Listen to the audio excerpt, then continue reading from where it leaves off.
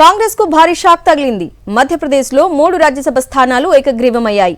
కాంగ్రెస్ అభ్యర్థి మీనాక్షి నటరాజన్ నామినేషన్ తిరస్కరణ నేపథ్యంలో ఆ రాష్ట్రంలో 3 రాజ్యసభ స్థానాలు ఏకగ్రీవంగా బీజేపీ ఖాతాలో పడ్డాయి.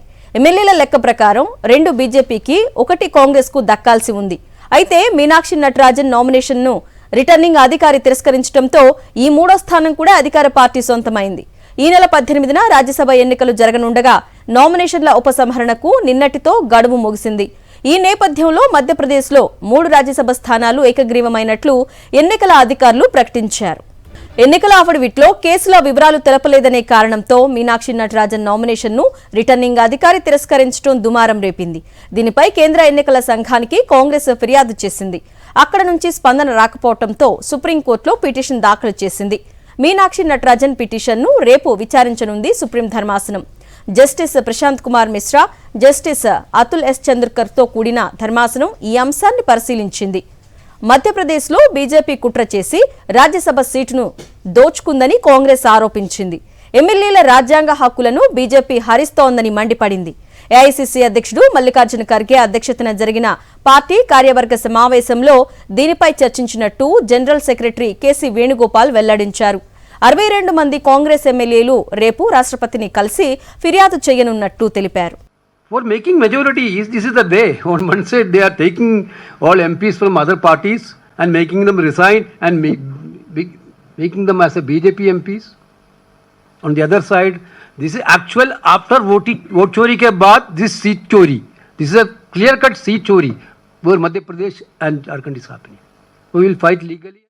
ఇదే అంశంపై మరింత సమాచారాన్ని మా ప్రతినిధి వెంకటేష్ లైవ్ ద్వారా అందిస్తారు. వెంకటేష్,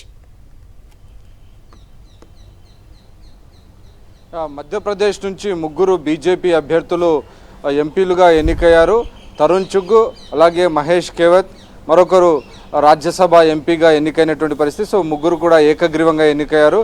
నిజానికి 3వ సీటు మీనాక్షి నటరాజన్ గెలుచుకోవాల్సి ఉండే, కానీ మీనాక్షి నటరాజన్ ఎన్నికల అఫిడవిట్లో ఆమెకు సంబంధించినటువంటి పలు కేసుల వివరాలు తెలియజేయలేదనేటువంటి ఒక కారణంతో ఆమె నామినేషన్ను తిరస్కరించారు. అయితే ఆ కేసుకు సంబంధించినటువంటి అంశంలో పూర్తిగా రిటర్నింగ్ అధికారి ఆర్బిట్రరీగా వ్యవహరించారనేది ప్రధానంగా అక్రమంగా వ్యవహరించారు, చట్టవిరుద్ధంగా వ్యవహరించారని కాంగ్రెస్ పార్టీ ఆరోపిస్తుంది. నిజానికి అది క్రిమినల్ కేసు కాదు, అది కేవలం ప్రైవేట్ కంప్లైంట్ మాత్రమే. సో ప్రైవేట్ కంప్లైంట్కి సంబంధించినటువంటి విషయం జడ్జి కాగ్నిజెన్స్లోకి తీసుకుని ఎఫ్ఐఆర్ నమోదు చేయాలన్న తర్వాతనే అది క్రిమినల్ కేసుగా మారుతుంది. కానీ ఇదంతా జరగకంటే ముందే ఈ అంశాన్ని పొందుపరచలేదనేటువంటి ఒక కారణంతో మీనాక్షి నటరాజన్ నామినేషన్ను తిరస్కరించారని కాంగ్రెస్ పార్టీ వాదిస్తోంది. సో ఆ నేపథ్యంలో ఈ అంశాన్ని పెద్ద ఎత్తున సుప్రీంకోర్టు ముందుకు తీసుకెళ్లింది. అలాగే రాష్ట్రపతిని కలవబోతున్నారు. సో ఎన్నికల సంఘాన్ని ఇప్పటికీ కలిసినటువంటి పరిస్థితి. సో అన్ని ఫోరమ్స్లలో ఈ అంశంపైన కాంగ్రెస్ పార్టీ పోరాటం చేస్తుంది. సో రేపు సుప్రీంకోర్టు దీన్ని విచారించబోతోంది. నిజానికి ఈరోజే దీనికి సంబంధించినటువంటి విషయంపైన ప్రధానంగా సుప్రీంకోర్టులో మెన్షన్ చేసింది కాంగ్రెస్ పార్టీ తరపున అభిషేక్ మను సింఘ్వి దీన్ని వెంటనే విచారణ చేయాలని విజ్ఞప్తి చేసినప్పటికీ సుప్రీంకోర్టు వెంటనే విచారణ చేయలేదు. రేపు దీన్ని విచారణ చేస్తామని చెప్పింది. కనీసం ఇప్పటికీ ఇంటరిమ్ రిలీఫ్ ఇవ్వాలని కోరినప్పటికీ సుప్రీంకోర్టు ఇవ్వలేదు. సో ఆ నేపథ్యంలో ఈరోజు ఈ 3 కూడా ఏకగ్రీవంగా ఎన్నికయ్యారు. సో స్క్రూటినీ కూడా పూర్తయినటువంటి నేపథ్యంలో బరిలో ఉన్న ఖాళీగా ఉన్నటువంటి 3 సీట్లకు 3 నామినేషన్లే దాఖలు కావడంతో 3 కూడా ఏకగ్రీవంగా ఎన్నికయ్యారు. సో వారికి త్వరలోనే ఎన్నికల అధికారి రిటర్నింగ్ ఆఫీసరు ఎన్నికలకు సంబంధించినటువంటి ఎలక్షన్ సర్టిఫికేట్ కూడా ఇవ్వబోతున్నారు. సో ఆ నేపథ్యంలో సుప్రీంకోర్టు రేపు ఎలాంటి నిర్ణయం తీసుకుంటుందన్నది మనకు ఆసక్తికరంగా ఉంది.